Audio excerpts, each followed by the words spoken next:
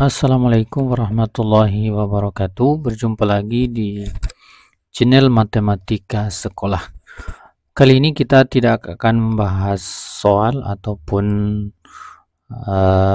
materi-materi, tetapi pada kesempatan ini adalah salah satu tips untuk para guru, terutama guru matematika yang pada kesempatan ini yang akan melaksanakan ujian tengah semester ataupun yang akan melaksanakan ujian semester mungkin bagi kelas 9.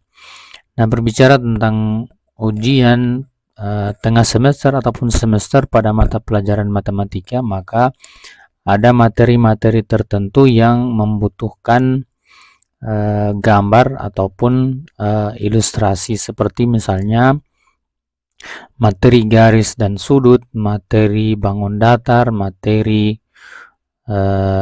Pitagoras, materi lingkaran, materi bangun ruang, sisi datar maupun sisi lengkung, yang semuanya itu bisa menggunakan ilustrasi gambar untuk memperjelas soal tersebut.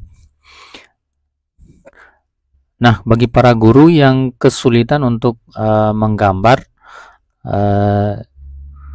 maka pada kesempatan ini saya akan memperkenalkan bagaimana cara menggambar bangun datar ataupun bangun ruang agar memudahkan kita menggambar.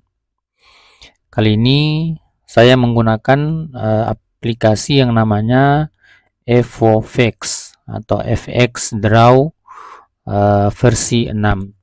Adalah aplikasi matematika yang bisa kita gunakan untuk menggambar objek-objek matematika.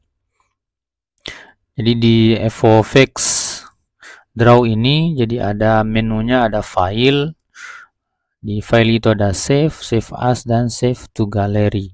Kemudian ada edit, ya, Yundo, Redo, dan lain sebagainya. Kemudian ada tools, ada resources, dan ada help. Kemudian di menu-menu ini ada tanda save, kemudian print, kemudian cut, lalu kemudian copy, ya, copy grafik and return. Kemudian untuk mengganti warna, ini adalah untuk mengganti objek garis, mau garisnya tersambung atau kemudian garis putus-putus. Kemudian ini adalah ketebalan garisnya, kita mau pilih yang berapa tergantung dari keinginan kita masing-masing. Standarnya adalah 0,25 pt. Kemudian warnanya kita bisa ganti juga warna yang sesuai dengan yang kita inginkan. Kemudian yang berikutnya ini juga warna isiannya, ya, tergantung mana yang kita mau menggunakan. Kemudian yang berikutnya adalah ada tampilan, ada gridnya di sini. Bisa kita nonaktifkan gridnya, tinggal kita klik saja satu kali di grid, maka gridnya akan hilang. Lalu untuk menampilkan kembali kita bisa klik kembali dari gridnya tersebut. Ya. Kemudian di sebelah kiri ini ada menu-menunya. Sini ada tanda panah. Kemudian di sini ada line, ada garis, ada midpoint. Ya, ini bisa kita gunakan. Ada juga penggaris. Kemudian ada dimensi. Ya. Ketika kita mau menggambar garis, misalnya tinggal kita tarik seperti ini. Ya, ini garisnya putus-putus, ya, sesuai dengan pengaturan ini bisa kita ubah menjadi garis tersambung, lalu kemudian ini ketebalannya bisa kita ubah juga menjadi 1. Atau kalau dirasa masih kecil, bisa kita pertebal kembali garisnya. Kemudian di garis ini bisa kita berikan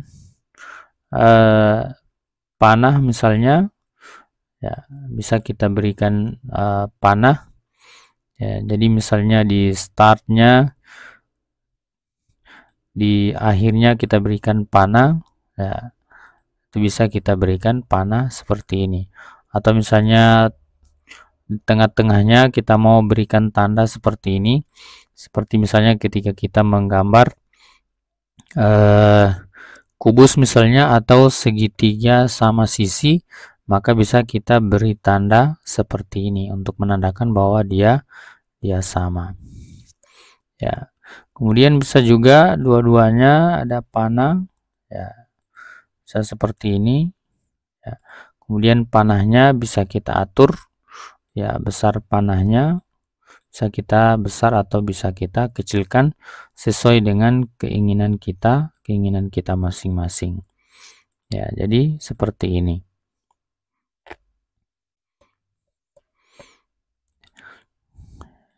Itu untuk garis. Ya, bisa juga menggunakan dimensi. Ya, ini adalah dimensi, atau misalnya kita menggunakan ya penggaris untuk mengukur berapa panjang daripada garis ini.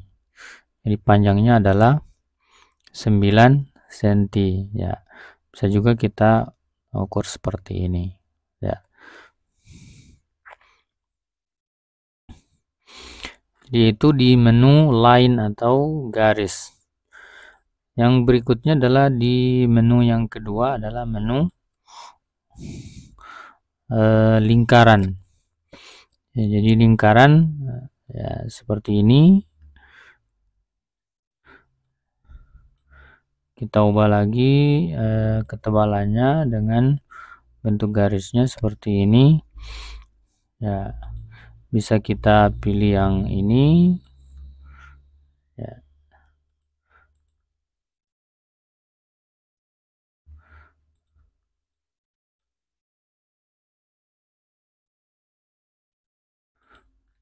Atau bisa kita pilih model yang lain, yang ini misalnya. Ya, jadi ini bisa kita tetapkan misalnya di mana titiknya, lalu kemudian kita tarik. Kemudian yang ini juga bisa, ya, seperti ini. Ya, maka ini sangat memudahkan kita untuk menggambar.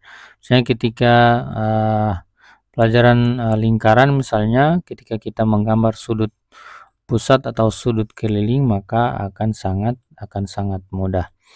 Ya, misalnya ini ya sudut pusatnya misalnya, kemudian ada sudut kelilingnya seperti ini. Bisa kita ubah warnanya, bisa kita beri tanda besar sudutnya, ya itu bisa kita ubah.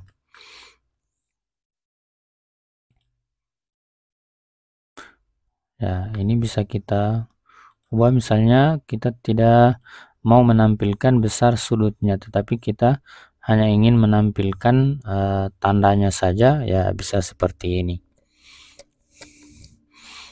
Ya.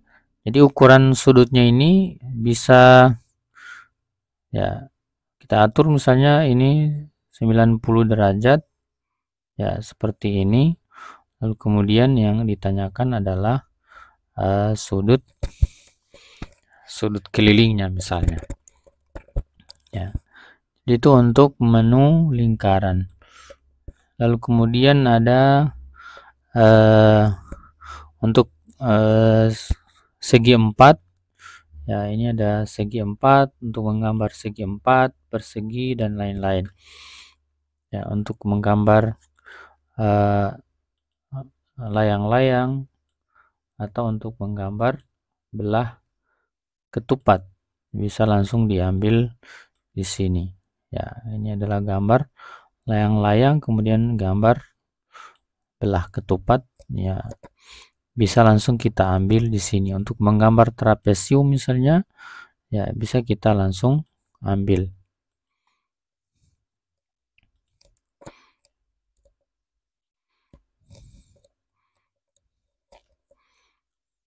Kemudian di menu berikutnya adalah, ya di sini adalah menu text box, ya untuk menuliskan teks.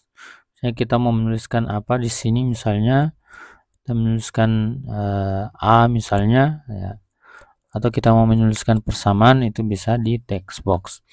Tetapi untuk bangun datar, untuk penamaan bisa kita pakai yang bawah ya, yang market point. Jadi ketika kita tarik di sudutnya, ya, maka langsung ada namanya B, kemudian C dan D. Jadi ini sangat memudahkan sekali bagi kita untuk membuat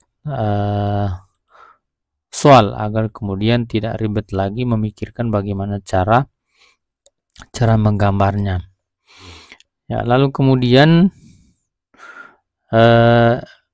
gambar-gambar ini juga bisa kita simpan, misalnya ya, save as, itu bisa kita simpan ya, dalam bentuk JPG, PNG dan lain-lain ya. Biasanya untuk PowerPoint misalnya atau di Word bisa kita simpan filenya file PNG, agar kemudian latarnya itu latar transparan. Ya, mungkin sampai di menu itu dulu untuk kesempatan ini. Nanti kita akan lanjutkan lagi di kesempatan berikutnya untuk menjelaskan menu-menu yang lain. Demikian, Assalamualaikum warahmatullahi wabarakatuh.